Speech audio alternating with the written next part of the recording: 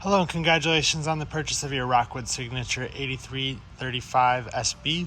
My name is Caleb. I'll be doing an orientation with you today, and we can start right up here in the front. We'll start with your power tongue jack. So you have on-off switch here, extend and retract. So that's how you're going to hook and unhook from your tow vehicle. There is also, in this compartment, a control pad for your leveling system, which is tied in to the tongue jack. Stabilizer, leveling jack's there, and there's a set behind your tires. We'll go over that touchpad in a little bit. Now we'll go to the propane. So we got a test tank on here right now, so we can run some of the propane fixtures in a little bit. But you have your regulator in the middle. This little notch points towards the tank you're using. As you can see, this is green in here right now. That means we have gas pressure. If your tank were to run empty, or if you forgot to turn it on, that would be red. So that'll signify if your tank is empty or if you need to turn it on. You have a double battery box behind here. Room for up to 2 batteries, obviously. Over on the side, you have some stickers with tire pressures, VIN numbers, other information for cargo carrying capacities, weights, stuff like that. Work our way around the side. You'll see a couple stickers like that. Those signify that there is a slide valve there or a sewer drain. So that is a gray tank right there for the front kitchen. So it's just going to be for the sink up there. Single pull on there, and like I said, gray water only. Then in the back here, you have your gray water, your 2 gray tanks here, and then a black tank, full valve down in the middle there. Black tank is going to be your toilet. Gray is going to be dirty sink and shower water from the bathroom. So when you go to drain this one, there is an order you should do it in. So hook your hose up, put your black tank handle first and let that drain out. Once that's empty, pull both of the grays. You can do those at the same time, and that gray dirty sink and shower water will help to rinse the black toilet water out of your hose. When you're all done with that, you can close up those gray valves, leave the black open, and over here you have a black tank flush. That's this middle one here. It's labeled tank flush. Kind of hard to see, but you hook a hose up to that, turn it on, and that's going to be that'll spray water into your black tank and help to rinse it out and flush it out. You run water through that for 5 or 10 minutes or so, and that's going to help get that nice and clean. And you can turn your water off here, shut your slide valve, and put your sewer cap on, and you're all set to go. Next to this, you have your city water connection. So if you're full hookup camping, you'll hook your hose up to here, keep the hose on, and that's going to be what creates your water pressure. I do recommend you use a water pressure regulator with that, as well as a 90-degree elbow. The 90-degree elbow is going to allow that hose to connect from the bottom rather than connecting here, and it's just going to decrease the likelihood of the hose kinking or getting damaged. Then on the right, you can see this one's labeled as antifreeze inlet. So for this, you're going to hook your hose up to here. The other end of your hose is going to go into your antifreeze, whether it's in a bucket or a jug or whatever you use for that. And then there's going to be a valve on the other side of this panel inside that you'll turn, and that's going to change what the water pump draws from. So instead of drawing from your freshwater tank like it typically would, it'll draw from here, and it'll siphon that antifreeze up into the trailer, and you can winterize each of your fixtures. And you also have inputs for cable and for satellite here. So if you're staying at a campground that has cable hookup, you'll hook up to this side. If you have a portable satellite dish, you'll hook to the right side. Then you have outdoor shower here. It's hot and cold water with the shower head. And you have your water heater up here. This is gas and electric. Down at the bottom, you have an anode rod. That goes in your drain plug like it was. Over time, this anode rod is going to corrode. That's completely normal. You will have to replace those every 2 years, but that corrodes so that the tank on your water heater does not corrode. Like I said, it's gas and electric. Switches for that are inside. Before you turn it on either of those sources, you do want to be sure that your tank is filled. To do that, pull your relief valve. If water comes out, your tank is full. If not, wait a little bit longer, and then you can turn it on. If you turn it on gas or electric with no water in the tank, it's going to burn up the heating elements, and you'll have to get those replaced. You do also have a light up here. and your 50 amp power hookup right here. It's a twist lock cord on there, super durable, and I would recommend that you use a 50 amp surge guard with that, just to help protect all the electronics in your trailer. As the RV industry becomes more and more technology dependent, it becomes more and more critical that you do things to protect all the electronics inside. So surge protector is a great way to do that. It's a lot cheaper to replace a surge guard than it is to go through and replace and diagnose electrical problems if you had a power surge. It's a little hard to see here, we're in such a tight space, but you do have a little storage here. There are 2 cranks in there. You can see them just inside the lip of the compartment. One of those is going to be for your slide outs. If those were to fail, you can manually crank those in or out. The other one is going to be for your front tongue jack. If that were to fail, you can manually crank that up or down so you can get that on and off your vehicle still. On the back here, you can see you have a bumper cap. There's one on either side. You can store your sewer hose in your bumper here. It just keeps it out of the way, and they get kind of gross, so it keeps it from getting in the way of your other stuff. Just keeps things a little cleaner. You have a hitch receiver on the bumper here for bike rack or storage rack of some sort. Ladder up to the roof. Your roof is fully walkable. The ladder has a 250 pound capacity on it, but I do recommend you go up on your roof once a year to clean and condition your rubber roof, as well as check all your seals and lap seal it, make sure there's no cracks, gaps, or anything like that. Just make sure that everything looks good, because the last thing you want up there is a leak or any damage. And you are prepped for a Furrion backup camera here as well. That's what that little plate up there is for. You have an outdoor shower hose on this side as well. There's a quick connect hose that goes right with this, and then you have hot and cold water here. You also have a rack for an outdoor grill. That'll just slide on here. There's pins on here that'll hold that in place. Otherwise, if you don't have your grill out here, you do have 2 110 outlets, output for your TV, and a TV mount on the wall for you. You have 2 sets of solid steps on your trailer. One goes to the rear bedroom, one goes into the main living area. These are both going to work the same, and they are both strut assisted. So with these, you want to make sure that your entry door is all the way open. That way the steps don't rub on the door when they're going in and out. But just pick up on it. Like I said, strut assisted, so goes up super easily. I like to shake them off just a little bit before I put them in the door, just so some of the extra dirt and debris that's on them can fall off. It's also a good idea to sweep them off before putting them in here. That strut is also going to help hold them up in the doorway. So when it's up in the door like this, you can close your door over top of it, like so, and that'll be how that stows away.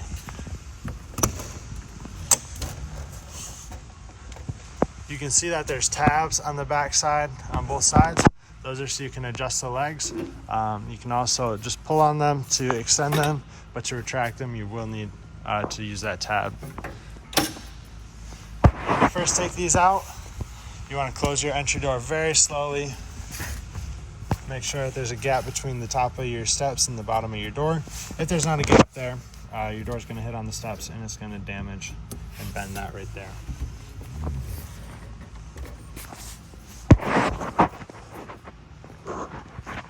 Have a little small storage compartment here.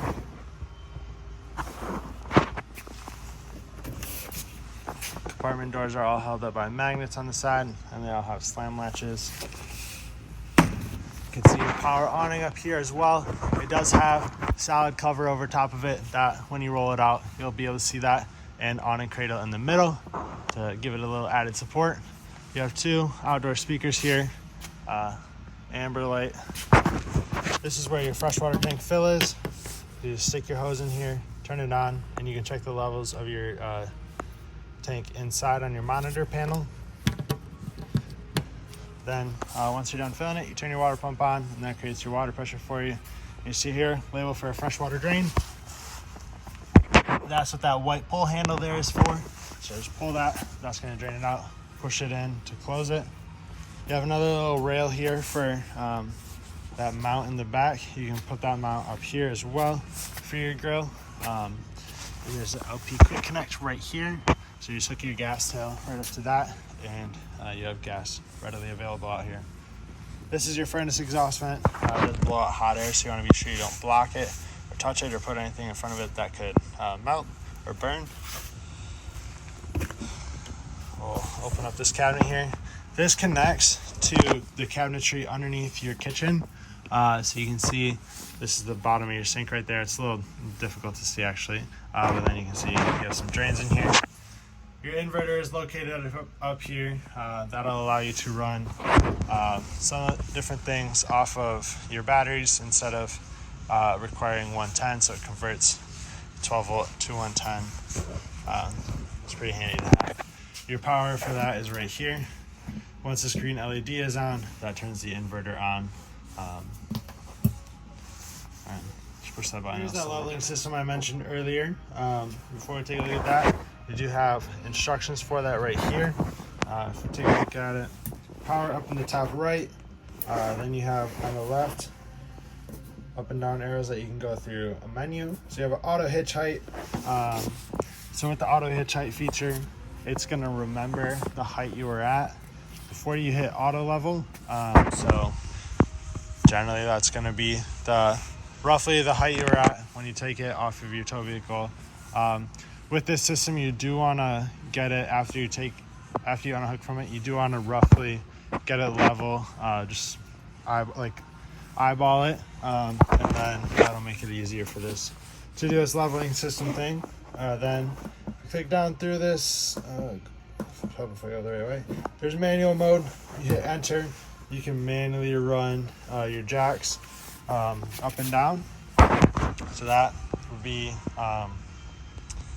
maybe you only want to run the rears down or only the front or one side, whatever you want to do. That would be in manual mode. If I were to click on the front here, that's going to run the tongue jack. So like I mentioned before, you can run it from the tongue jack or from the controller in here. If I want to retract any of the jacks, hit retract. That's going to let it that LED, and then I can hit whatever one I want to do, and that's going to bring that back down.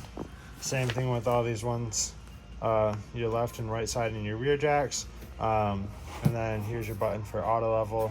Just push it and it will do its thing. It's going to first run down the front, get those grounded. Once those are grounded, it'll run down the rear, and then I'll do different adjustments and corrections until it gets the unit leveled out. A few more things on the front here. You have switch for your docking lights. That's that LED there. Just a nice little feature. If you're backing up again in the dark, adds a lot more light. Or you can just turn it on and make sure your trailer look cool when it's dark out.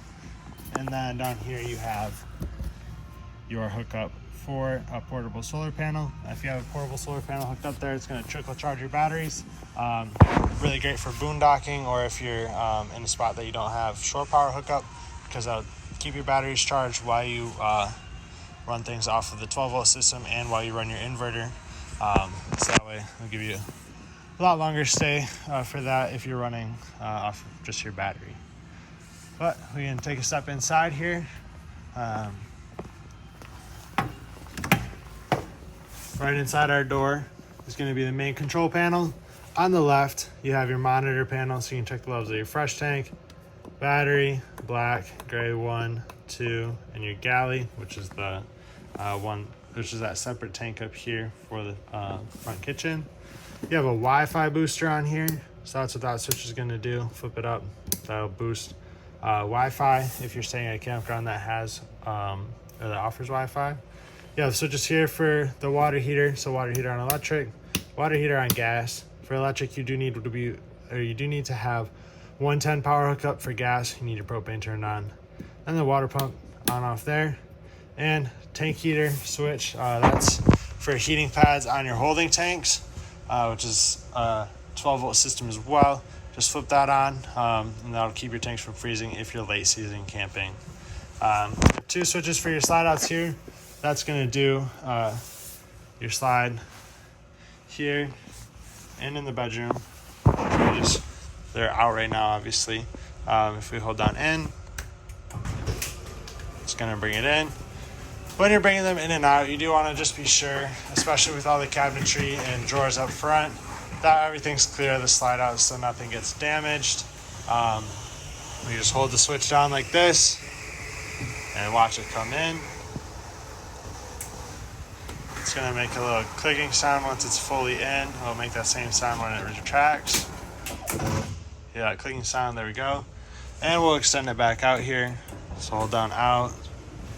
So slide out 1, that's your main slide here. Slide out 2 is the bedroom slide, just so you can differentiate those 2 on the panel. Also, we have the awning switch on the far right, extend and retract there. Same concept as the slide outs, hold down, extend to extend it, retract to retract it. Your awning's not gonna stop automatically. So there's a few things you wanna look out for when you do that. We'll run that out right now. So hold down, awning, extend.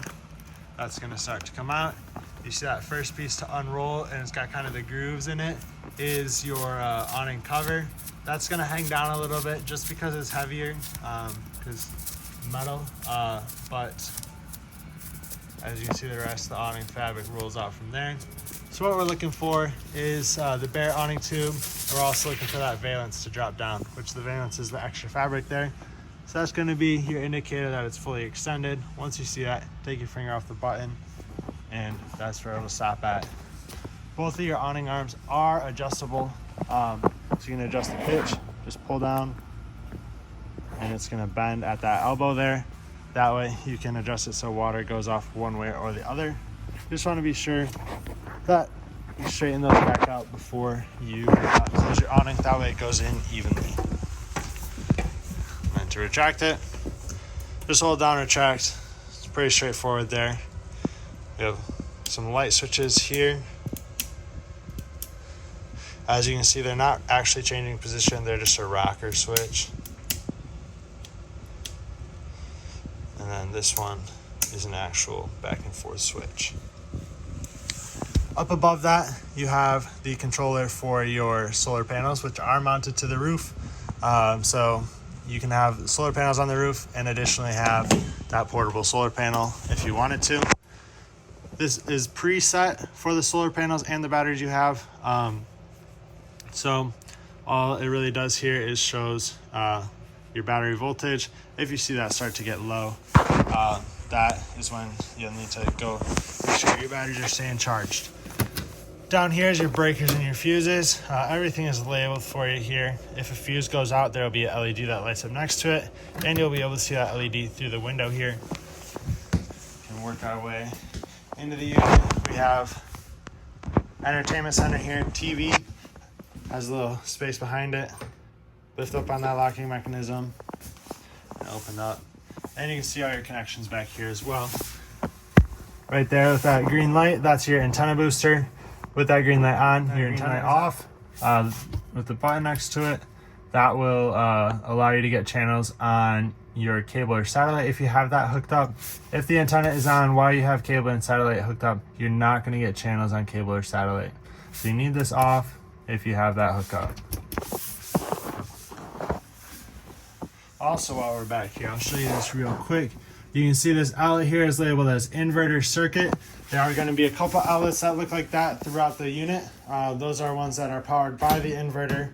So if you had your inverter going and you weren't hooked up to shore power, look for that sticker on an outlet and that'll tell you if it's powered by the inverter or not. Below the TV is your radio. It's also a CD and DVD player and it's Bluetooth compatible. Turn it on here. Hopefully it's not too loud. Staticky. See if we can get a channel inside here. In our warehouse, it's a little difficult. Spirit but and who tremble at there we go. So you have your speaker zones here on the right. Zone 1, that's your speakers right here. Zone 2, speakers in the back in the bedroom. And zone 3 is going to be your speakers outside. As you can see, when those are off, they turn red. When they're on, they're blue. And then Bluetooth button here. You do have inputs for an aux cord, USB, and HDMI here as well. If you hit the power button once, it turns it down to mute. If you hold it down, it turns it off. And at the bottom, you have your fireplace. This is electric only. Controls are at the bottom. So power, and you can see it shows up on the menu on the right. Change your flame colors, change your brightness, and we'll change your temperature. You see that going up there. It's gonna recycle here in a second. Once it reaches a certain temperature, I'll reset to usually 60. OF there, that's gonna be just ambient lighting. You see that button is no longer lit up. That means the heat is not actually running. So it's just for looks at that point. Otherwise, looks like it resets to much lower than I anticipated. So you see it's at 60 and that light is still not on. That's because it's hotter than 60 degrees in here. So that is not actually going to be putting out any heat. Once we get this warm enough, see that kicks on, you hear the fan kick on, and it's gonna blow out heat. And it only blows out heat through this little section in the middle, so this glass doesn't get hot. So you don't have to worry about brushing up against that and burning yourself or anything. Now I can make our way into the kitchen. Have a nice big pantry here. Next to that is your refrigerator. This is a 12-volt fridge. Has a swinging travel lock on it there. Temperature control for the freezer in the middle. And controls for the refrigerator are right up here. You see, to turn it on and off, hold down your set button for 10 seconds. Otherwise, just click that, and that's how you're going to click through your temperature there. It's 1 to 5. Up top is your standard microwave. Need 110 power for that to work. You have a light and a fan for above the stove top. And the fan kicks on. And you have your range here. 3-burner stove up top. This does have electronic ignition. That's what this dial all the way on the left is for. That turns to the right only. And you'll see that does ignition. Turn this on here in a second. See if we can get gas to come through the lines. There we go. There's all 3 of those. And obviously adjust your flames, the dial. And then you have on the far right, this is the control for your oven. That first flame icon is for your pilot light. Push and hold that in while you turn your igniter. Once your pilot light is lit, let go of that and you can set your temperature. And you have one more button here on the right. It's going to be for the lights here. If you flip it up, if you do it down, it does your oven light. Then you have glass cover that folds down for over the stove, and a spot for cutlery in the back. A lot of counter space up front here, as well as a nice front window. Your keys here on your sink. Everything on here is key to like, so one key fits all locks. So this is your 2 sets technically, with the 1 key being each set. You have USB charger there as well. Resettable GFCI outlet.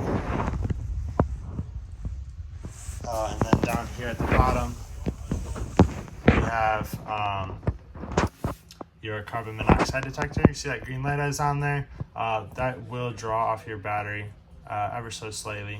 So when you're storing this, disconnect your battery so that doesn't drain the battery. And you have table and chairs here. Each of these chairs has storage underneath it, so you can hide some stuff in there. Exit window on the left. Hopefully you don't ever have to use this, but in case of an emergency, take this from the latch and you'll push it all the way through the window, and then take the red tab here. That's going to pull your screen out and you can jump through the window there. Otherwise, you can have it propped open like it is now for regular ventilation. Just be sure that you close those tight so that it doesn't get sucked open or anything when you're going down the road travel. Then we have your theater seats here. Little spot for remotes in the middle and on either armrest. Those also flip up. You have these dials here. Now this is not for the footstool. That is for lumbar support in the back. You have the pull handle here. That is gonna swing out your footstool for you. And then you have a trifold sofa in the back of the living area here. These back cushions are velcroed on. You just move those out of the way when you want to turn that into a bed.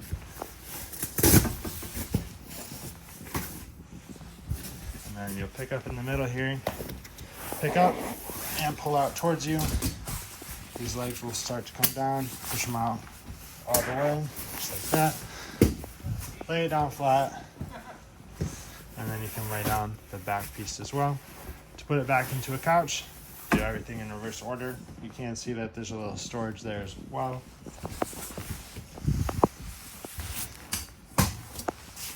Move your feet back.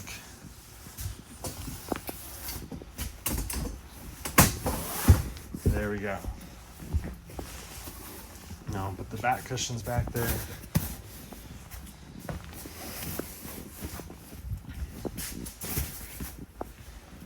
Now you set your trifold sofa up. We can work our way back towards the bedroom. In the middle of this hallway here, you do have the controls for your AC and furnace. So if you hit zone, you have 2 zones. Zone 1 is going to be your main living area. Zone 2 will be the back bedroom. And if we choose system, you see on the bottom, cool, heat on gas and off. Zone 2, cool, heat on gas and off. For that, the only system that is going to run, or the only zone that's going to run your heat is zone 1. That's for the main area. So you turn heat on there, and that'll kick on your furnace. It's not going to turn on if you do it when you're in zone 2. And then if we choose system, if we hit mode, that's going to change your fan speeds. So you have high, low, and auto. And then you saw it kick off too as well. And then these up and down arrows are going to be for your temperature controls. Take a look at the bathroom now. Yeah, sink, sliding shower doors. These doors do have a magnet down the middle, so they get a nice tight seal, and then a travel lock on here as well. So I make sure that that's strapped down for travel or transit. And then foot pedal flush on the toilet. Halfway down brings water into the bowl. All the way down opens up the flange and flushes it into your black tank. You have 2 light switches in here. And then control for your max air vent, which is straight up above. This is equipped with a rain sensor as well. So if it senses rain, it will close automatically. So we'll turn that on, point it up there. You can see that starts to open. You do also have max air vent covers on your vents. So really the rain sensor isn't gonna have to do much since the vent is already covered. That's why when that opens, it's still kind of dark because there's a black vent cover over top of it. But you can change your fan speeds here, change the temperature that's set up at the top, raise and lower your lid, or just hit fan off. And that shuts it off. And you see it says lid close, and you can hear the lid closing. I'll head into the bedroom now. Nice big closet here with racks up top, so you can hang clothes. Same with this one. This is also washer dryer prepped, so that's what you see over here. It's hot and cold water with the drain in the middle. Another exit window in the back. Once again, make sure this is latched properly. Pick up on the bed. The bed does lift up and you have a little bit of access to that storage compartment outside. You can see how your griddle is in there, and there's some table extensions there as well. And then you have your 2 pull-out drawers, which obviously those work as a drawer, so you can slide those out or if you really wanted to, you can access them from the top. In a couple spots in here, there's going to be little spots you see on the wall like this. Those are sensors for the HVAC system.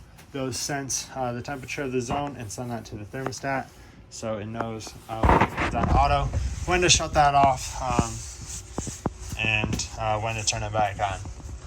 That's going to be everything for inside here. I want to thank you for purchasing at Terrytown. We appreciate your business, and congratulations.